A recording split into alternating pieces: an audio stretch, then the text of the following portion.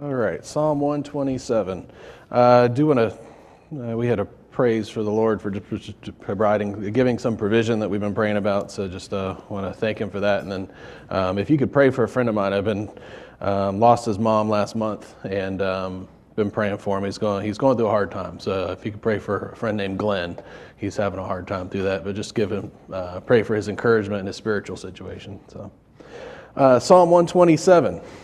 We're going to be talking about, and actually I'm going to do like my dad did Psalms 23. We're going to take this one really slow. It's only 5 verses, so you would think we'd be able to solve it or go through it in one day, but I said, I don't even know if I'll get through the first 2 verses today. So we'll see how this goes. But I think it's some time to sit and kind of dwell on this psalm, because there's a lot in here. And we see at the very beginning, if you read right above that psalm, that subtitle, it says a song of degrees for Solomon. And different scholars believe differently around this. Some believe that it was written for Solomon by David. Some believe it was written by Solomon but was placed in the Psalms by Hezekiah for Solomon. And so there's some question around that. It's interesting. When we read through it, I have a kind of lean towards the Solomon writing this one, but it being put in the Psalms for him at a much later date. One of the scholars believes that Hezekiah was the one who actually put this book, part of the Psalms, together, and this is he put this together and was thinking of the psalm that Solomon had written, and put that one in here for him.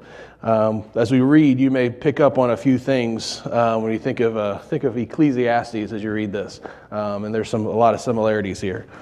Look at verse. We'll read the whole thing through, and then we'll come back and I'll give you an idea of what we're going to look at over the next probably couple weeks. Except the Lord build the house, they labor in vain that build it. Except the Lord keep the city, the watchman waketh but in vain.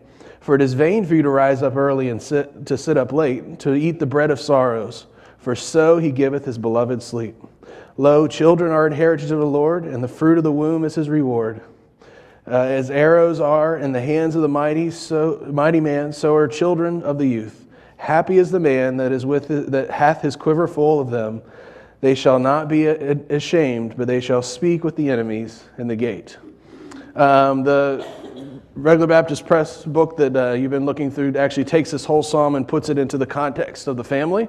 I'm not going to do that so much. We're going to look at that and touch on a little bit of the family in this as we go, and especially as we get to the second half of this psalm. But let's look at that first verse. We're going to break this up kind of in 2 areas. We see there's actually a split in the tone of the psalm. In the first 2 verses and the last 3 verses. The first 2 verses talk about vanity. Who talked a lot about vanity in the Bible? Solomon. The whole book of Ecclesiastes. Solomon had gained massive wealth. He had been the king, had all this wisdom, had basically anything he could ask for, he had, and he realized it was what? It was vain. Like at the end of the day, all the things that he had, all the possessions that he had, the prestige and the wealth and all of that, all of that was vain. And so that we think of that, what he learned through his life is expressed here. Also, we see here, except the Lord build the house, they that labor in vain that build it. What house was Solomon responsible for? The temple. Remember, Solomon was responsible for building the temple. Who received the instructions for the temple? You recall, David received the instructions and passed that down to Solomon. Solomon had the resources and the direction to build. So we see here that this is kind of in context here that this first half talks about vanity. The second part we'll talk about probably next week, as I said, talks more about values, and we'll look at some of those values that are expressed here. But let's start here first. In the book of Psalms, it says, except the Lord build the house, they labor in vain that build it. The idea is that unless the Lord is the one that is directing that house, unless the Lord is the one that's directing the building of that house, our labor is worthless. How many have heard of Frank Lloyd Wright? Hopefully you've been around in America for a long enough time. You realize who is Frank Lloyd Wright? Architect, right? There's a building or house now, one of his houses that I think is set for demolition, and it's been in the news recently. It's kind of beyond repair, but I remember when Rachel and I went to France just to visit Paris, and we were going through the museums. In the museums, it fascinated me that they actually have sections of the museums just about architects. Because in France, they value that the design of buildings so much. And there was a hall, almost like a hall of kings, and they had the names of architects put up there along that hall. Actually, I would think it was in the hall where they're also where they had the crown jewels that were left of the French monarchy. They had the architects in that area. It was interesting to me, the idea how important an architect is. They valued it because an architect didn't just build the buildings, they designed the streets and the roads and the cities and everything else. And I think when I was reading this passage, I kept coming back to kind of the idea of the architect. Except the Lord build the house, they labor in vain that build it. Actually, turn to 1 Corinthians chapter 3. When we think about an architect, there's certain things that define an architect's work, right? I'm not that good at this, but I know I work with some city planners, and they can look at a building and say, oh, that's in so-and-so's kind of work. They can identify the kind of architect that designs stuff. And that's the same thing that he's talking about here. The idea that if we are building a house, and we'll talk about the kind of houses, but if we're building a house, there's a fingerprint that's on it, right, of the design that's in there. You should be able to know that we're a believer, that our church is a Christian church. You should know that that we worship who we worship because there's a fingerprint there. There's some evidences there. We're going to be looking at 1 Corinthians chapter 3. Actually, let me get there, because I want to spend a little bit of time thinking about this, about building and building and the architect that's there. Actually, we're going to start in verse 5 and read down through verse 15, and we'll come back and break it apart. It says, "For ye are yet carnal, for whereas there's nothing among you, there is among you envying and strife and divisions, are ye not carnal and walk as men?" Oh, sorry, I skipped up to 3. "Who then is Paul, and who is Apollos, but ministers by whom ye believed, even as the Lord gave to every man? I have planted, Apollos has watered, but God gave the increase. So then neither is he that planteth anything, neither he that watereth, but God that giveth the increase. Now he that planteth and he that watereth are one, and every man shall receive his own reward according to his own labor. For we are laborers together with God. Ye are God's husbandry, ye are God's building.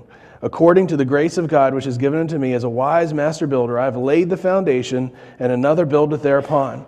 But let every man take heed how he buildeth thereupon, for the foundation can no man lay than that is laid, which is Jesus Christ. Now if any man build upon this foundation gold, silver, precious stone, wood, hay, stubble, every man's work shall be made manifest, for the day shall declare it, because it shall be revealed by fire, and the fire shall try every man's work of what sort it is. If any man's work abide, which he hath built thereupon, he shall receive an award. If any man's work shall be burned, he shall suffer loss, but by he himself shall be saved, yet so by fire." I know you've heard this passage before. What you're going to hear today is probably not going to be anything groundbreaking or new, but I think this passage to me pulls apart that psalm that except the Lord build it, we build in vain. What was happening here in 1 Corinthians, in the Corinthian church here is there was division that was happening between those that were had been saved under Paul's teaching or Paul's leadership, and then those that had been saved under Apollos. And they were saying, who was the greater teacher? Who was the greater person? We see that at the very beginning. Who then is, and Paul is questioning kind of rhetorically, who then is Paul and who is Apollos, but ministers by whom you believed? And we see in verse 6 and 7, actually we'll look at verse 6 and 10 and down forward, that this work that we have is developed by the plans of God and the growth of God. I have planted and Apollos watered, but God gave the increase. Look at verse 10. "According to the grace of God, which is given unto me, as a wise master builder, I have laid the foundation, and another buildeth thereupon. But let every man take heed how he buildeth thereupon." And then look down in verse 16. "Know ye not that ye are the temple of God, and that the Spirit of God dwelleth in you?" We see that this temple, this building, is whose? It's God's. He's talking specifically about the church, right? He's talking about the church. And the idea that this church that we're working towards, this effort that we're working towards collectively, is built by God. It's built on the foundation of Jesus Christ. So we see that first piece, it's God's building. We also see, and he uses the example of husbandry. It's God's fields. It's God's farm. Verse 9, for ye are laborers together with God. Ye are God's husbandry. Ye are God's building. The idea that this is not, this is not a pastor's church, right? This is God's church. This is we see across the country, there's people that flock to a pastor, and there's good teachers out there all over. But that doesn't mean that that's their church, right? That's not their, we shouldn't be following the person. And that's what Paul was fighting here, is don't follow me, follow God. Follow God's leading in the development and building. And what I get into build, and we'll look at this in a second, should come from God.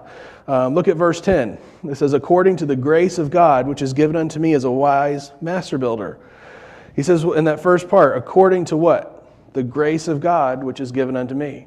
God had given Paul the grace, and the idea had given him what he needed and more to be able to be the wise master builder. Paul's wisdom, and we'll look at this later, didn't come from himself, right? Paul didn't just like wake up one day and say, I know how I'm going to build God's church, and this is what we're going to do, right? Paul says there, according to the grace of God, which is given to me as a wise master builder. What does a wise master builder do? He lays the right foundation. He says, I've laid the foundation, and another build upon, but let every man take heed how he buildeth thereupon. For other foundation can no man lay that is laid, which is Jesus Christ. We see that not only do we have the guidance, what I call the blueprints of grace, the guidance to build on, we have the foundation. And we looked at this when we were in Hebrews a while back, but the Christ is what in Hebrews? What do we call it? What do we call Christ in our building? He's our cornerstone. Remember? He said that Christ is our cornerstone. And what does a cornerstone do when we build something? Holds up the rest of the building. It sets what? It sets your walls, right? It sets your angles. If your cornerstone's off, what's going to happen to your walls? Are you going to have, if your angle of your cornerstone is not 90 degrees, what's going to happen? It's not going to be a good foundation, right? Because you're going to start going out wider than you need to go. You need to go, I can't do a 40 degree, I won't even try to do a 90 degree angle, but the idea that you can't go 90 degrees, if I'm off slightly, what's going to happen to my building? It's not going to be stable, right?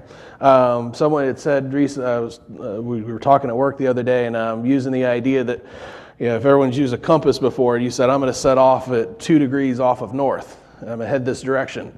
And someone's with you and they say, I'm going to go at 2.5 degrees north and start in that direction. You're really close when you start out, but what happens when you get further down the road? Miles apart. And then you've got to correct and figure out, well, how do we get back together? And that's the idea of what the cornerstone is that if we align our lives with Christ from the beginning, what happens? We stay closer to what he wants. That's when we think of God's will. That's how we stay in God's will. We're closer to what he wants to see in us in the future. If we stay just slightly off, we start creeping a little bit off and a little bit off, what's going to happen to our lives? It's going to feel further and further. It's going to take more, right? It's more effort. It's more grace in some ways to get back to where God wants us to get. So the idea that we need to align our lives to that foundation. That foundation is key. Actually, look at Psalms 118, verse 22.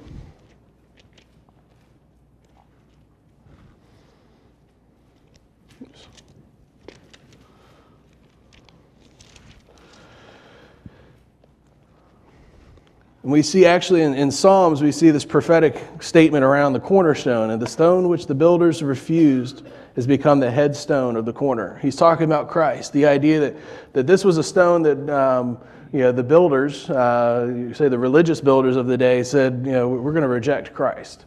Christ doesn't make sense to the world. He doesn't make sense that somebody would give his life for others. That he would, that we should follow him because he sacrificed himself, the perfect lamb. And the idea that he is the stone which they refuse has become now the chief head cornerstone, or become the headstone of the corner, if I could say it right. The idea is that this is who rejected him.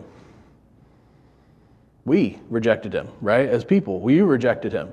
And the idea that he wasn't one that we chose to set our lives on when we first started building our lives. But he is the head cornerstone. He is the guide. He is the perfect the perfect cornerstone. Look at Matthew chapter 21.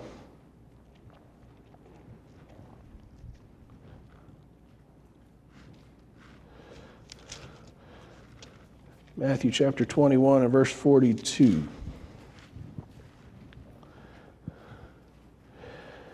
We see Christ actually quotes this psalm. He says, Jesus saith unto them, never did you read in the scriptures, the stone which the builders rejected, the same has become the head of the corner? This is the Lord's doing, and it is marvelous, and it is marvelous in our eyes. Therefore I say unto you, the kingdom of God shall be taken from you and given to the nation, bringing forth the fruits thereof. And whosoever shall fall on this stone shall be broken, but on whosoever it shall fall, it shall grind him into powder. The idea that that Christ is the perfect cornerstone, and it's if you don't lay your foundation on Christ, what's going to happen to the building that you build upon? It's going to fall. The idea that it's going to be broken, the idea that this cornerstone weighs heavy on folks if you try to carry it if you try to carry it on your own. If I try to be like Christ and try to earn salvation, what's going to happen?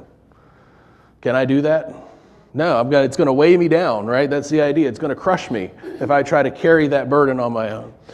So the idea that Christ is the cornerstone, we can't change that. We can't make him be another part of the building. We can't just make him be a part of it. He is the cornerstone. He is the thing that guides us. We also see in verse 12, we see that the materials that we're building with are they're defining, or how did I put divisible materials. There's two kinds of materials here, right? We don't just build. I think of the folks that go in and build buildings. When we in the city as a city government, when we're working in neighborhoods to build housing, we look for certain materials. If you're buying a new house. Do you ever? I've never bought a brand new house or built a new house, but if I was going to, I would look for certain materials to be built out of. It's interesting. I talked to our property maintenance folks, and they talk about if you look at buildings and when they were built, makes a difference, and the quality of building and how long that building is going to last. There's a reason a building that's 1920s lasts much longer than a building built in the 1960s. Or 70s? Why do you think that is? The materials are different. The better materials. I didn't realize we were talking with him before, the property maintenance manager, and he was like, "Yeah, if you think about it, the wood that was built back in the 1920s or 1800s, it was old wood. It was old growth wood." He says, and now we're getting to kind of the last pickings in the new wood when you talk about the wood that we're having to use to build houses out of. So the wood is different. It makes a difference in the strength of a building and the lasting quality of the building. How they're built. We were in a house when we went to the Edge camp, and he said that the large mansion that was there, the building that was there, he says there's no nails in the whole building, in the old portion of the building. It was all built, by fittings and by pins. But guess what? There was a few places that were like, oh, they could use few extra nails in this spot, but for the most part, you don't think about it. It's like the construction was better. So we see here, he says, if any man build upon the foundation, gold, silver, precious stones, wood, hay, stubble. We see a differentiation in threes by two different types of materials. What's the first three materials that we see there? Gold, silver, precious stones. The second three we see is wood, hay, and stubble. How would you define gold, silver, and precious stones? Lasting and durable, right? You don't see them rotting away, right? Have you ever seen gold rot? No, that's why it's got some value to it. Doesn't rot away. The bugs can't eat away at the gold. You don't see diamonds, they're just crumbling apart. That's not the case. These is gold, silver, and precious stones. These are durable. These are materials that are going to last. What about wood, hay, and stubble? They burn up. They wear out, right? You think of the wood that you have. How many times have you had to replace a piece of wood on your house? It's a pain. It's annoying. We got to paint the wood that's on our houses so that we can keep it from rotting away. Those materials, there's a differentiation in the materials, and what we choose to build with in our lives will define how strong our lives will be. It says, "Every man worketh that he may be made every man's work shall be made manifest, for the day shall declare it, because it shall be revealed by fire, and the fire shall try every man's work of what sort it is." There's going to be a testing of the materials that we built our lives on. There's going to be a testing of the materials that we built our churches on. What's the thing that's going to test our materials? Fire, right? Fire's not a forgiving test, right? If you put something in the fire, you don't really go in and reach it out and say, "Oh, maybe it's too hot. Let me pull it back out." It's a commitment. When it's burning by fire, what happens? It's burning, right? Either burns or it doesn't. You ever, when I know as a kid, my kids like to toss stuff in the fire. That we're doing a cookout, they'll find stuff in the yard to try and toss in the fire just to see what happens. Fire is a definitive test.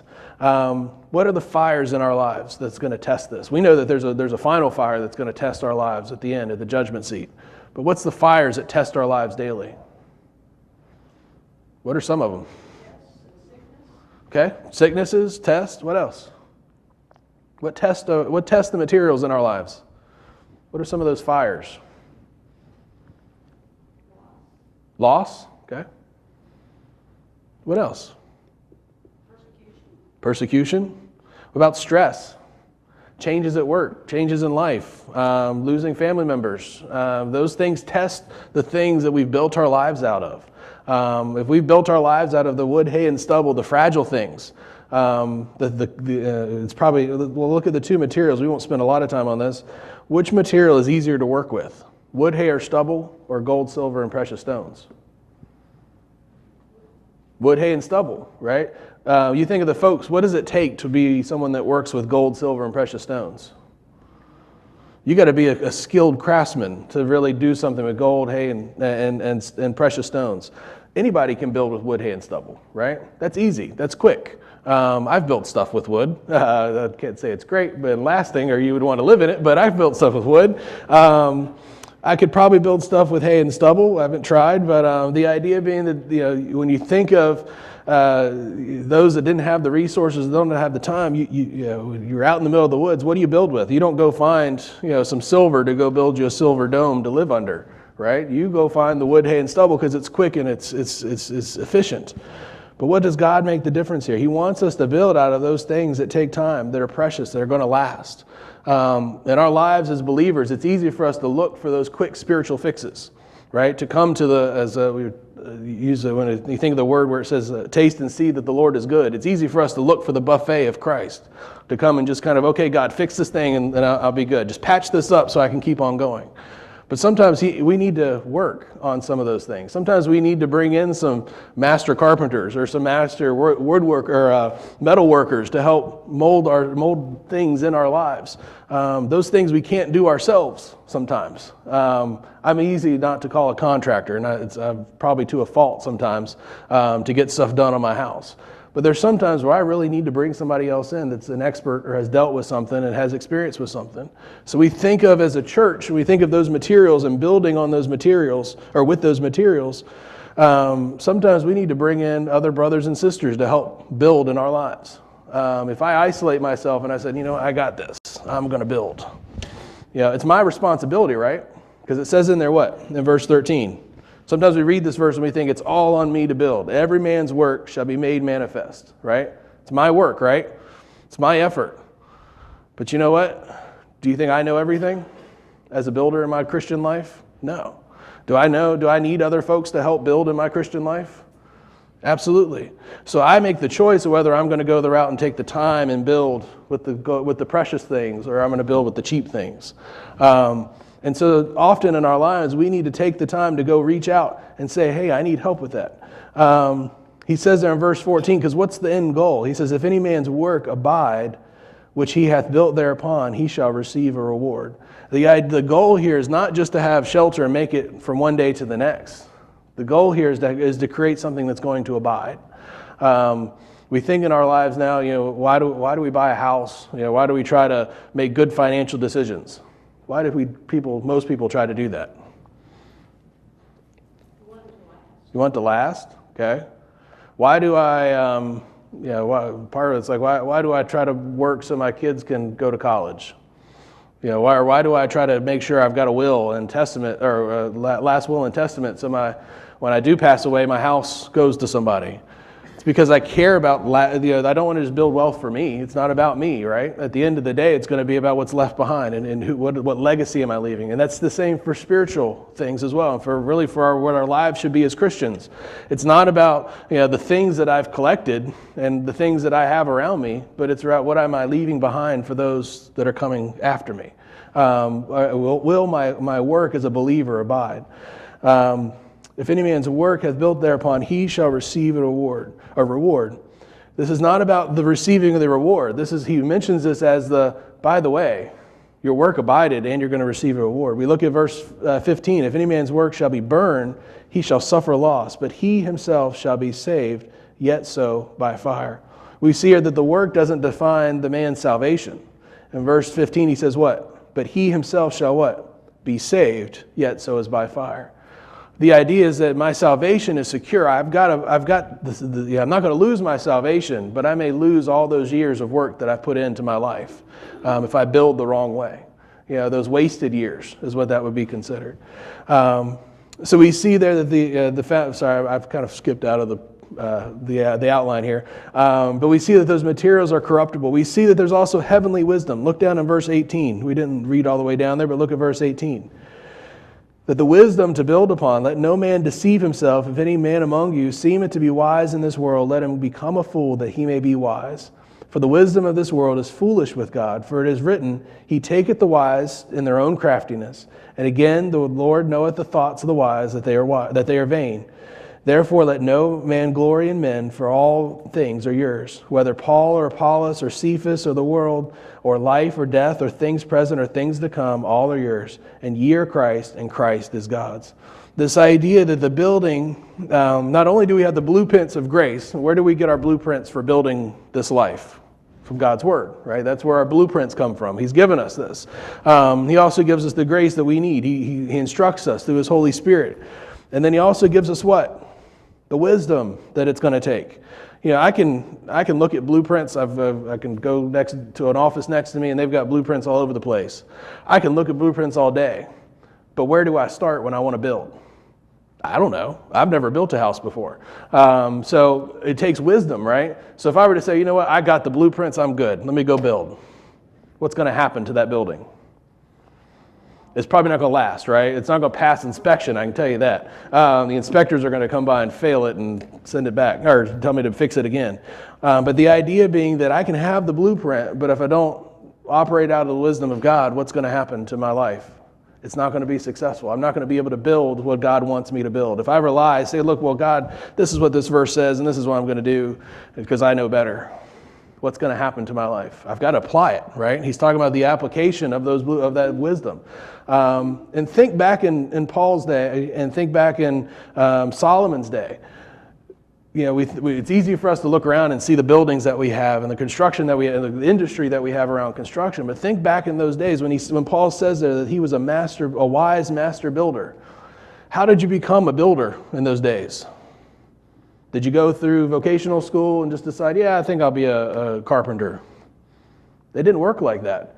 You were brought on by a builder. They saw some insight in you as a young person, and you were an apprentice. And you grew up as an apprentice under a wise master builder. And so when you think about this, when he talks about the building, this is something that not everybody could build.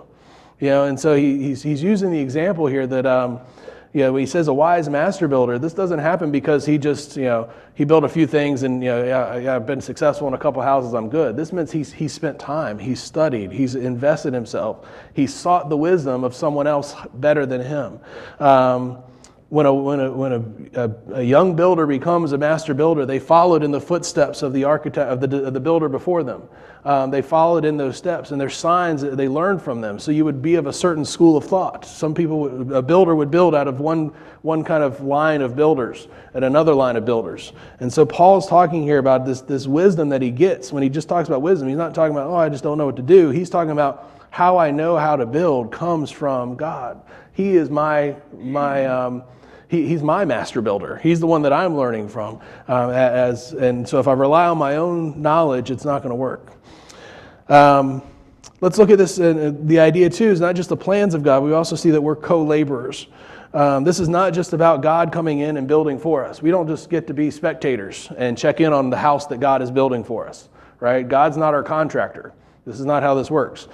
He says that that we are co-laborers together with Him. Verse 9, it says, "For we are laborers together with God. Ye are God's husbandry, ye are God's building."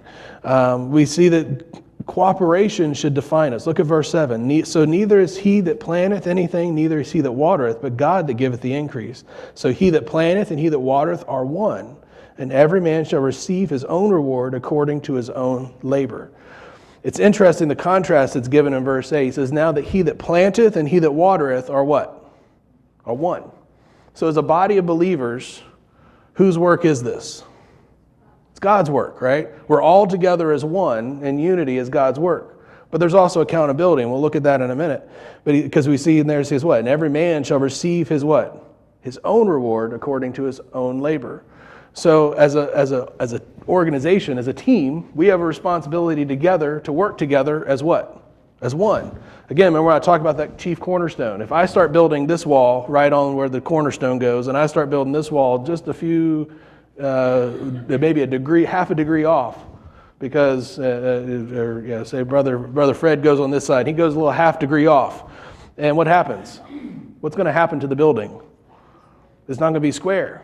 So we have to work together as one to make sure that the building of God is being built the way it should be, that it's going to last. But we also have responsibility individually, right? So if I see picking on Brother Fred today, but if I see Brother Fred going 1 degree off, what do I need to do? Am I responsible for him as well? Absolutely.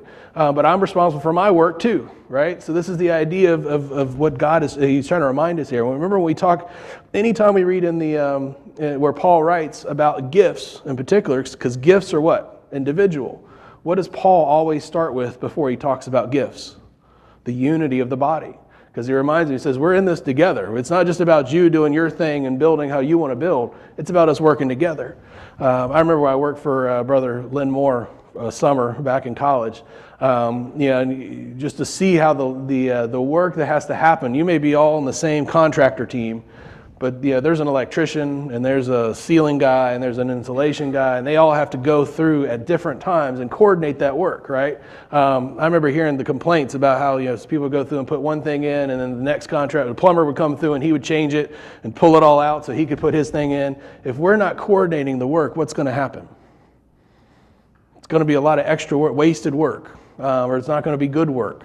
And so the idea being that we're co-laborers together. We have to do this together as a body of believers, and we have to do it together under the direction of God.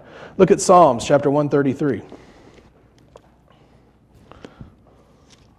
Paul didn't just kind of make this part up. This is something that he pulls from the Old Testament. It says, "Behold, how good and how pleasant it is for brethren to dwell together in unity. It is the precious ointment upon the head that ran down the beard, even Aaron's beard, and went down to the skirts of his garment, and as the dew of Hermon, and as the dew that descended upon the mountain of Zion. For there the Lord commanded the blessing, even life forevermore." This whole, we won't spend a lot of time in this psalm, but this whole psalm is about the idea of brethren dwelling, how God views us dwelling together in unity. The idea that it's precious to Him. When He sees His flock dwelling together in unity, getting along, building together, working together, it's good and pleasant to God. There's a value there of that unity. Look at John chapter 13. You should be able to quote this one.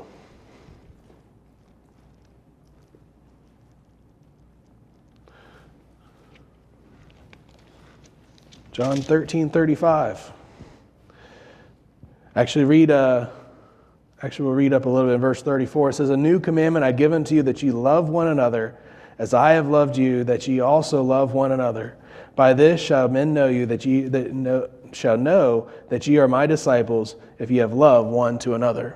I mean, this is we think of the unity and this co-labor aspect, not just the co-labor with God, but co-labor together as believers. This is how we should be defined as believers. We should be defined by the things that bring us together, the things that here you've got a group of people. And it amazes me when you think of the idea of as believers and what Paul was preaching back in that day. And it amazes me today how what comes of it, that as believers, people from around the world are now a part of the same body. That people with very different backgrounds, different experiences, different cultures are all now part of one body. That we are co-laborers together. I mean, think about what Paul was preaching here. I mean, he says Jews and Gentiles. That these folks that had animosity for each other for years are now to come together and be in one body. It just amazes. There's some beauty in that. And that's what he's talking about. This idea that we should be known by that unity. That should, other organizations, people, other outside organizations, nonprofits, whatever, do good stuff together.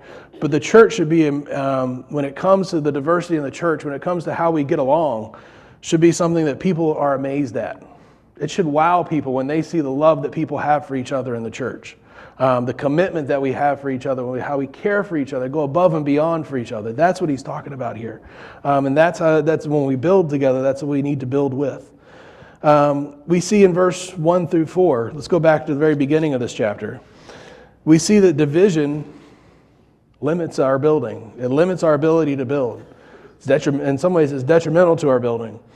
It says, "And I, brethren, could not speak unto you as spiritual, but as unto carnal, even as unto the babes of Christ." See, here we have Paul's talking to the Corinthians. He says, I can't even speak to you about carnal things, or about spiritual things, because you're carnal. Even I fed you with milk and not with meat, and hitherto have you not been able to bear it, neither yet now are ye able. And why is that? For ye are yet carnal, for whereas there's among you envyings and strives and divisions, are ye not carnal and walk as men? For while one saith, I am of Paul, and another of Apollos, are ye not carnal? Who then is Paul, and who then is Apollos, but ministers by whom ye believed, even as the Lord gave to every man?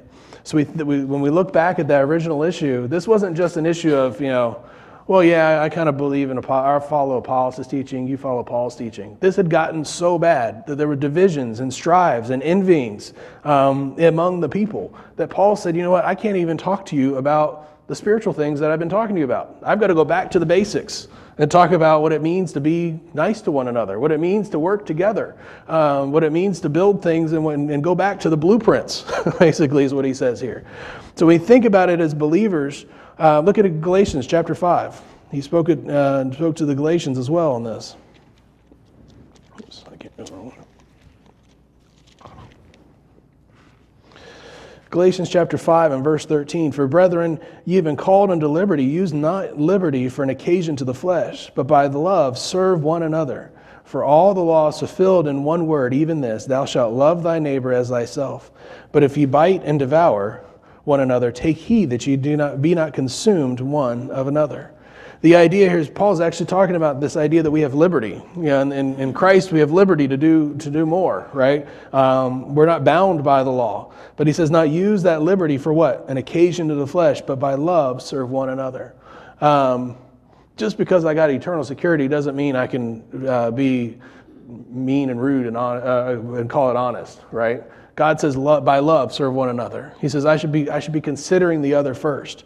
For the law is fulfilled in one word, even this, thou shalt love thy neighbor as thyself. And he says, if we don't, what's going to happen? Ye bite and devour one another, and take heed that ye be not consumed. As a body of believers, as workers together, building the building that God has given us, working the field that God has given us, so that we may see the growth and the fruit. If we start picking at each other, what's going to happen to the construction? What's going to happen to the work in the field? It's going to stop. It's going to fall. It's not just going to stop. It's going to fall apart. This is the warning that Paul continues to give these churches. What happens if they start to pick at each other? When I worked for Brother Lynn, there's a certain environment on a construction site that's a little different than in an office space. And when I hang out or I work with some of the property maintenance inspectors and such, there's a different environment. There's a little more there's a little more joviality, I guess. They pick on each other a little bit differently. Then you kind of joke around a little bit more. But if we do that as believers, and they do it because they have a relationship, because they've been, especially those guys that are up on top of roofs and stuff, been working together in some precarious places. They've got a relationship. They've got a trust in one another. But if we don't have that trust, and we start as believers, start picking and devouring at each other, well, I don't like how they do that. They don't do that right, and they should do it this way. What's going to happen to our, the way they're laying those bricks, spiritual bricks, they're not doing it right. They need to mix the mud this way first and use this trowel this way. What's going to happen to our building? What's going to happen to our construction? It's going to fall. We're going to forget that I'm supposed to be building on this wall and be worried about somebody else's wall, right? And we're going to start biting and devouring rather than uplifting. I may know how to build something better, but how I approach that person about building something better makes a difference. If you're a master builder and you approach a master builder, would you approach them as an apprentice or as a master builder? As another master builder, right? And so as believers, we should be working together, not biting and devouring, not cutting each other down, because what's going to happen? The work's going to fall. The work's going to fail. So the division limits us. We see lastly that we have an individual responsibility. Look at verse 13. We looked at it earlier. It says, "Now if any man build, verse 30, every man's work shall be made manifest." We have an individual responsibility. We have a collective responsibility to be building the body of Christ, to building the church, to doing the spreading the gospel. But we also have an individual responsibility. We have an individual responsibility to continue to work, to build, to grow, to develop as believers. If we decide to be spectators in this process, what's going to happen to the building of the church? If I say, I built half my wall, I'm good right now, I'm going to take a break. What happens to the church? What happens to the building that we're building? It's not going to get done, right? It's not going to be on time. It's not going to get to where it needs to be. So we have an individual responsibility. And as we build upon there, we have an individual responsibility about how we build as well. Or not just how we build, but what we build with. If we don't build with the right things and we try to patchwork it and piecemeal it, it's going to create a frailty in our building, in our fields. So we see here that there's an abiding work, that this work should be Christ-founded and that it should be God-guided. Go back to Psalms. See, I told you we got through the first half of Psalms, or first half of that verse. "Except the Lord build the house, they labor in vain that build it." So think of this for Solomon. What was Solomon facing at the time? He was facing building the temple. He knew very well that he couldn't build this temple and the massive work that it would take. This was not just like, okay, I've got materials, let's go build the temple. I mean, this was like going to quarries and cutting out stone and doing things that, the massive architecture that wasn't done every day in Jerusalem. This was a major undertaking. And Solomon, being the wisest man in the world at the time, wasn't one that was like, well, I know everything. What does it say? "Except the Lord build the house, they labor in vain that build it." There was some reality there. He knew that there was vanity in his own strength trying to build that house. Even though he was king and he was wise, he wasn't the master builder. He knew who the master builder was. He knew that every plank, every board, every brick that needed to be placed down needed to be given by the guidance of the master builder. We see let's look at the second part. We'll try to get through the second portion. Sorry, I didn't skip through co-laborers. Let's look at watching. Second portion of this, it says, "Except the Lord keep the city, the watchman waketh, but in vain." This is the idea that we as believers, and let me go back for a second. So we look at except the Lord build the house, they labor in vain that build it. We also, in the other book, it talks about the idea of a family. And as a family unit, it's the same as our individual and same as the church. If I try to build a house, build a family, a household, and I try to do it on my own, what's going to happen? it's not going to work. We've heard parents say before, I wish there was a manual about how to raise kids. I wish there was a manual for marriage. I wish there was some guidance that was going to give me that I could just step A, step B. But life's not like that. But we do have a guidebook. We do have a master builder blueprint that's been given. And unless we follow that blueprint, what's going to happen to our families? Same thing. And so we have to look to Christ in everything that we do. So back to watching. So except the Lord keep the city, the watchman waketh, but in vain. So here was, as one of the commentators believes, this was put in the Psalms during Hezekiah's time, when the Assyrians were threatening to take over Israel, or take over Jerusalem. And the idea of what they were facing at the time. He knew the author, one of the commentators talks about the idea that the Assyrians would be coming from the north. And so they would put numerous watchmen on the north to keep an eye out, to be looking over the hills, to be able to see when the army was coming so they could be prepared. And that's the idea that's given here, that the watchman can wake up in vain if the Lord doesn't keep the city. Let's look at the enemy. What are we keeping it from first? Turn to 1 Peter chapter 5. And these are familiar passages, but turn to 1 Peter chapter 5.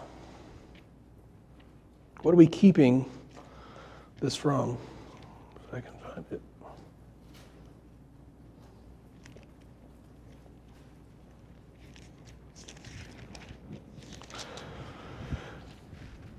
In verse 5, we see, humble yourselves, therefore, under the mighty hand of God, that he may exalt you in due time, casting all your care upon him, for he careth for you. Be sober, be vigilant, because your adversary the devil is a roaring lion, walketh about, seeking whom he may devour, whom resist steadfast in the faith, knowing that the same afflictions are accomplished in your brethren that are in the world. And then turn back to Psalms chapter 10 real quick.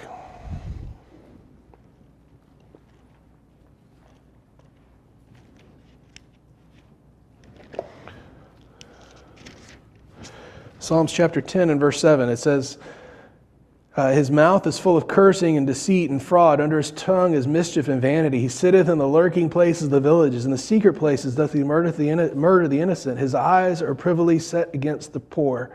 He lieth in wait secretly as a lion in his den. He lieth in wait to catch the poor. He doth catch the poor, and he draweth them into his net. He croucheth and huddleth himself, that the poor may fall by his strong ones. He's in Psalms 10, he's talking about the wicked. In verse 2, it says, the wicked in his pride doth persecute the poor. And the idea here is we think of who the enemy is. And we see that reflected in both 1 Peter and in Psalms.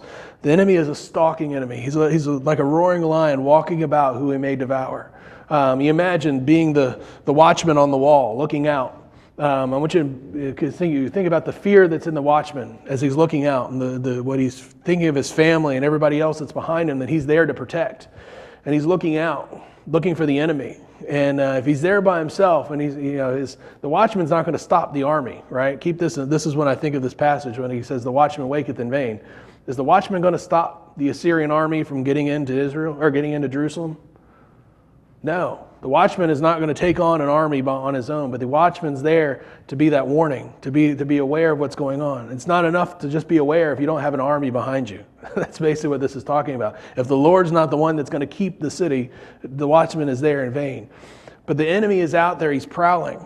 And what's the enemy doing? I'm for the military folks, I'm sorry if I overdo something in this. I'm not military, but I can imagine what it's like to be the watchman looking out and seeing the army. What's the enemy doing when he's looking at before the watchman sees him?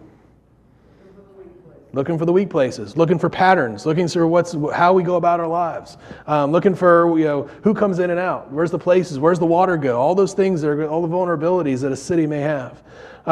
They're walking about, seeking how they can get in. We see in Psalms chapter 10, there may be lies and deceit that's used to try and find their way in. This idea that we've got an enemy that's stalking us, we've got an enemy that's patient, that's going to take its time. And if you're going to take a city, a well-fortified city, do you rush in? No. If you're a smart army, you're not going to send your army in just to rush in because you have numbers. You're going to be smart and find a way to take it as easily as possible.